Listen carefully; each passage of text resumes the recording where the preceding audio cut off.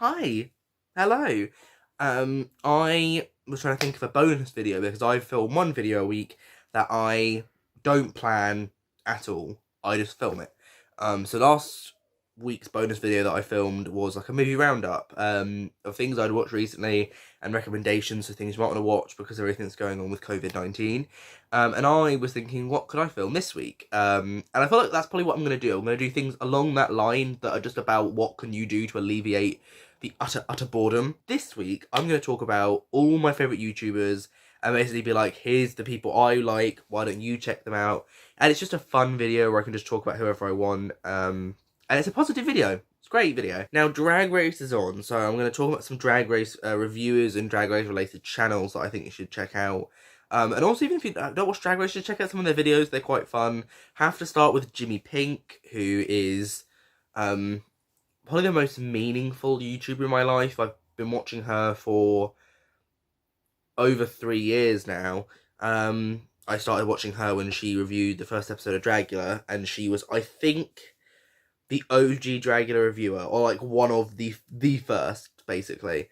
And then I watched her Drag Race reviews, but she has such a wide repertoire of videos. Like, she does Drag Race reviews, and she does Dragula reviews and Camp Wanakiki reviews and all these things, but like she also does film reviews, TV series reviews. She does loads of live streams ranging, like, talking about rap music, hip hop, diss tracks, just chatting about general life often. She's talked about Steven Universe in the past. She used to review Riverdale. She, at the moment, I think she'll probably be doing a lot more videos because obviously everyone's cooped up indoors. But I think her thing is she's real, and I think she tends to somehow work actual, like, life into her reviews. Like, she'll work in, like, morally, someone doing this, like, advice, how to sort of keep your life going, how to try and be a good person. And it's not, like, in your face. Like, today's piece of advice is, but she'll be, like, reviewing an episode of Drag Race, and she'll be like, so-and-so did this. And then she'll work in why that was shady, you know, what her morals are. And it's just a fun time. It's because she's not a huge YouTuber. I think she only has a few thousand subscribers. But, like, it's very much like a close-knit family. Like, if you go on a live stream, like I try to as much as I can, like, I'll probably know at least half the people who are, not like, know personally, but I'll be like, oh, there's Izzy G, and there's 887. There's Becca, there's Izzy, there's, you know, all these people, and I'll just know them, you know, and we have nicknames for everyone. We just shorten everyone's name. Like, Jimmy Pink knows, like, who I am. Like, we have a thing. My last name is Beavis. So when I go into lunch, I go, haha, fire, because of Beavis and Butthead. Even though that's not my YouTube name anymore, since I've started doing videos, she still remembers who I am. And it's just a fun time. She's a fun time. She does do rap music. I don't think she's done, like, an album for a while. But, like, she does a load of things. She does her own cosplay. She does all her Drag Race reviews. She does looks for them. I think a lot of her videos, she will have some kind of look on. But yeah, I would just recommend, if you want a good time, if you want fun, if you want realness, just check it out. And I think something, even with, like, live streams, I don't think Jimmy doesn't often waste breath. Like, her videos are often quite long. Like, let's say her reviews for like half an hour, 40 minutes. But I don't feel like any time of that is her just plodding along going, so let's see how I can make it longer to see, you know, so the algorithm will be more favourable. So yeah, she's great. And then other Drag Race reviewers who I like, but I don't have a personal connection with. Matty Rance and Jamar84. Iconic duo. Nina Benina Brown. She does her raw views. And also, I'd like say, check out her other videos. Don't just watch her raw views. Like, they're great. But she also does makeup tutorials, or fun exercise with Barbie videos. Or, like, I know she did Mortal Kombat videos. And it's just fun. And her channel, it's like, yeah, she obviously does the Drag Race reviews. They tend to bring her the most traffic. But she's also, like, she does what she wants. I know she does gaming live streams. And I almost forgot, literally, like, my favourite YouTubers at the moment, Movie Bitches. I've just become a patron of them. And I've never used Patreon for anyone I have given money to Jimmy Pink, I think just straight through PayPal. And when I get a bit more money, because obviously it's going on, I'll hopefully join her Patreon. But I was just like, I need these viewing parties of Drag Race. So yeah, they review classic films, modern films, Drag Race. They do funny little edits. If you join their Patreon, you get to watch their viewing parties, which are really funny. And they are just fabulous. They are fabulous. And I like to think that I'm also fabulous. So yeah, I just thought I'd add that in. Because I was literally like, oh, I'll put them in the thumbnail. Because I was about to edit the thumbnail. And I was like, I didn't actually talk about them in the video. Ugh. Oh, and check out Yua Hamasaki's Bootleg Opinions, which is talking about their runways, because that's also great. And gives really concise advice about what she would change about outfits, why she likes outfits, you know, everything good. Now on to Doctor Who channels. So you got Batman March, Billy Garratt-John, who are kind of like, you know who they are. If you like Doctor Who, you're part of the Doctor Who like community, you probably know who they are. And they're fun. I think my favourite is obviously when they do the review of Death, which is when they do videos together. Ace Creeper, I think, is a great Doctor Who reviewer. And I think he's very good at talking about Doctor Who news, like gathering everything up when it's, you know, when a season is filming, although that'll be a while to be seeing more of those videos. Council of Geeks is great for Doctor Who, but I think I started watching their videos because of Doctor Who. But I will check out a lot of what they talk about if they're talking about, I don't know, Marvel, DC, any of their other reviews, just general nerdy stuff. You know, talking about Harry Potter. I mean, I'm not a Harry Potter stan, but like, I'll watch a Harry Potter video by Council of Geeks. Moving on for like films and TV, Beyond the Trailer. So Grace Randolph, who does Beyond the Trailer, is, I think she's got to commend herself, because of her and Jimmy Pink, they're probably the people I've been watching for the longest time without break. Because every YouTuber, I'll always go, I'll have a couple weeks where I don't really want to check them out. Or months, or even sometimes years, and then I'll come back to them. But Grace Randolph, like, because I'm so much into film and TV, my first video I watched of hers was an Alice Through the Looking Glass trailer reaction. That was back in 2016, I think. Wow, was it the same year as Jimmy Pink? I think it was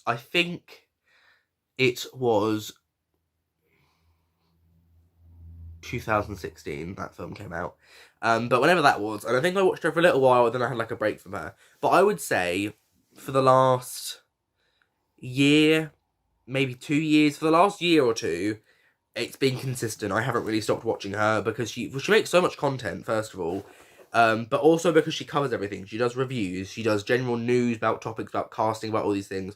She does movie math where she goes into the box office, and now she's managed to change that into looking at what are the top 10 what are the top 10 things, TV shows and films, on like all the streaming platforms. So what's Netflix is the top 10 in America. What are the trending things on Disney Plus, on, you know, on like digital download on like the Apple Store, which films are like the most downloaded this week, you know, stuff like that. She's managed to change the format to suit this new reality we're living in at the moment. And I think she's funny. I think I said how much content she puts out. She puts a lot of content out, but that doesn't mean that her content is lackluster or half-assed. She still puts a lot of effort into everything. And I enjoy all of her videos, really. If you're a film buff, or you just generally like that stuff, or maybe you want to see what her content's like, she's one of my most trusted reviewers. Like, if I'm thinking about seeing a film, the only person's opinion that I listen to, I can have everyone saying it's going to be terrible, but if I want to see the film, I'll see the film. But if Grace says it's terrible, then I will probably be like, because I tend to agree with Grace's opinion on films. Like, I'll probably still end up seeing the film at some point, and I think it's only been on a couple of occasions that I can think of where I've had a major disagreement with her. But like, considering how many films she talks about, like, that's quite a small number. If you like drama, Angelica Oles. Angelica Oles is the only drama channel I watch because I realise a lot of them can't be trusted. Angelica Oles, first of all, lives in the UK, so I'm already like, let's go team UK. But she does like mini roundups. That's her format. I used to watch her when she blew up, and I think she blew up because of a Zoella video, possibly. Because I know she used to do reactions, and then she started doing like drama videos, and then that's what made her channel blow up. But now she does mini teas, basically, for the most part, which is where instead of doing a video, like a 10-minute video on, I don't know, Gabby Hanna, she'll do like a 25-minute video on like all the drama over the last couple days, apart from a few occasions. Like she has a really good video on Tana Mojo's MTV series on both the first and the second season, up to how many episodes had released when she filmed it. And that was really good. So that's the only drama channel I watch. It's the only one I pay attention to. Reaction channels, because there are some good reaction channels. I think these are all for Doctor Who. Yeah, they basically are. But Blind Wave, they do good reactions for lots of shows, though. They do, they were doing Umbrella Academy, which is what I was like, woo-woo. They did Rick and Morty, or when they do Rick and Morty, obviously whenever episodes come out. Seska Says is a really good reaction channel. She does loads. She's up to date on modern Doctor Who. She's done classic Doctor Who. I think she's planning on continuing. I know she's started Good Omens. I think she does The Walking Dead. Fail Whale 64. Fail Whale 34? 64? His name's Fail Whale. If you put that in, you'll probably find him. And he has been doing a load of reactions, but the one I watch are Doctor Who ones. And he's very far in advance. I think his Patreon people, I think he's like basically up to date on Doctor Who now. But because the YouTubers, obviously people who don't get Patreon, get the videos so much later, like he's just finished Last Christmas, which is the season 8 Christmas special.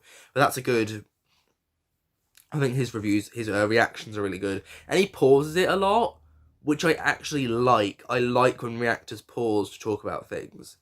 Or talk a lot. And I think if you like people talking about... And Blind Wave, they cut theirs down to like 10 minutes, the actual reaction. So if you like people watching it and then talking afterwards, watch Blind Wave, because they spend a lot, like 20 minutes afterwards at least, probably talking about the episode. But if you like people talking during and pausing and having a little like mini roundup at the very end, then you fail well.